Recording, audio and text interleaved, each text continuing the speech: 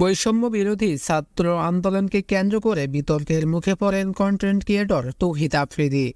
এরপর সেপ্টেম্বরে আফ্রিদি ও তার বাবা মাইটিভির মালিক নাসির উদ্দিন সাথী সহ 25 জনের বিরুদ্ধে হত্যা মামলা দায়ের করা হয় যাত্রাবাড়ি থানায়, যেখানে প্রধান আসামি করা হয় শেখ হাসিনাকে। আসামির তালিকায় 2 নম্বরে ছিলেন সাবেক সেতুমন্ত্রী ওবায়দুল কাদের, 11 নম্বর আসামি ছিলেন তৌহিদ আফ্রিদি এবং 22 নম্বর আসামি ছিলেন তার বাবা নাসির উদ্দিন সাথী। এই ঘটনার পর থেকে এক প্রকার লোকচক্ষুর আড়ালে চলে যান আফ্রিদি। গত 2 মাসেও কোনো সারা শব্দই শোনা যায়নি তার।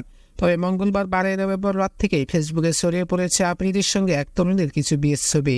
দাবি করা হচ্ছে সেই তরুণীর নাম রাইসা, যিনি টিকটকে বেশ পরিচিত। তাকে ঘরোয়া আয়োজনে বিয়ে করেছেন এই ইউটিউবার।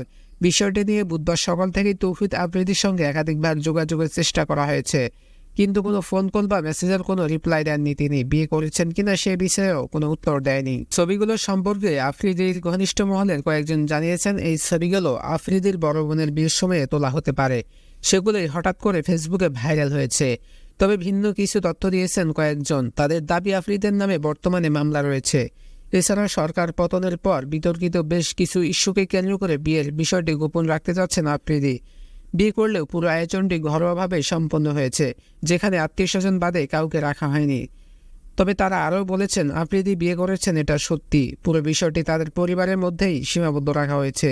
তারা চাচ্ছেন না এটি নিয়ে নতুন কোনো আলোচনার সৃষ্টি হোক।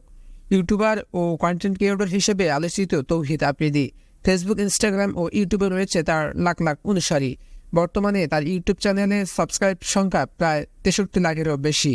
বৈষম্য বিরোধী ছাত্র আন্দোলনে এই ইউটিউবারের নীরব থাকা নিয়ে প্রশ্ন তোলেন ভক্তরা। এরপর থেকেই নিজেকে আড়ালে দিয়ে যান আফ্রিদি। এরই মধ্যে শোনা গেল তার বিয়ের খবর। সো বন্ধুরা, আজকের ভিডিও এই পর্যন্তই। পরবর্তী ভিডিও দেখার জন্য আমাদের চ্যানেলটি সাবস্ক্রাইব করে পাশে থাকবেন। ধন্যবাদ।